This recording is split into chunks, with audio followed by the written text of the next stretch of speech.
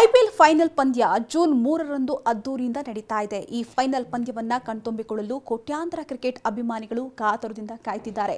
ಈ ಮಧ್ಯೆ ಬಿಸಿಸಿಐ ಮಹತ್ವದ ನಿರ್ಧಾರವನ್ನ ತೆಗೆದುಕೊಂಡಿದೆ.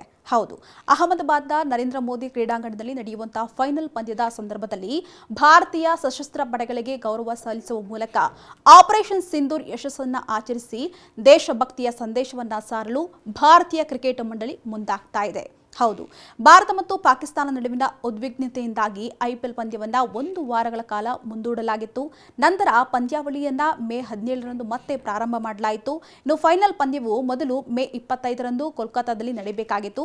ಆದರೆ ಇದೀಗ ಜೂನ್ 3ರಂದು ನಡೆಯಲಿದೆ. ಸದ್ಯ ಪ್ಲೇ ಆಫ್ ಪಂದ್ಯಗಳು ಮೇ 29ರಿಂದ ಪ್ರಾರಂಭವಾಗಲಿದ್ದು, ಮೊದಲ ಕ್ವಾಲಿಫೈಯರ್ ಮತ್ತು ಎಲಿಮಿನೇಟರ್ ಪಂದ್ಯಗಳನ್ನು ಮುಲ್ಲಾನ್ಪುರದಲ್ಲಿ ಆಯೋಜಿಸಲಾಗಿದೆ. ತದನಂತರದ ಫೈನಲ್ ಪಂದ್ಯದ ದಿನ ಐಪಿಎಲ್ ಸಮಾರೋಪ ಸಮಾರಂಭ ಕಾರ್ಯಕ್ರಮ ನಡೆಯಲಿದ್ದು, ಈ ಕಾರ್ಯಕ್ರಮಕ್ಕೆ ರಕ್ಷಣಾ ಸಿಬ್ಬಂದಿ ಮುಖ್ಯಸ್ಥ ಜನರಲ್ ಅನಿಲ್ ಚೌಹಾಣ್ ಹಾಗೆ ಭೂಸೇನಾ ಮುಖ್ಯಸ್ಥ ಜನರಲ್ ಉಪೇಂದ್ರ ದ್ವಿವೇದಿ ಹಾಗೆ ನೌಕಾಪಡೆಯ ಮುಖ್ಯಸ್ಥ ಅಡ್ಮಿರಲ್ ದಿನೇಶ್ ಕೆ ತ್ರಿಪಾಠಿ ಸೇರಿದಂತೆ ವಾಯುಸೇನೆ ಮುಖ್ಯಸ್ಥ air chief marshal AP Singh ಅವರಿಗೆ ಆಹ್ವಾನವನ್ನ ನೀಡಲಾಗಿದೆ.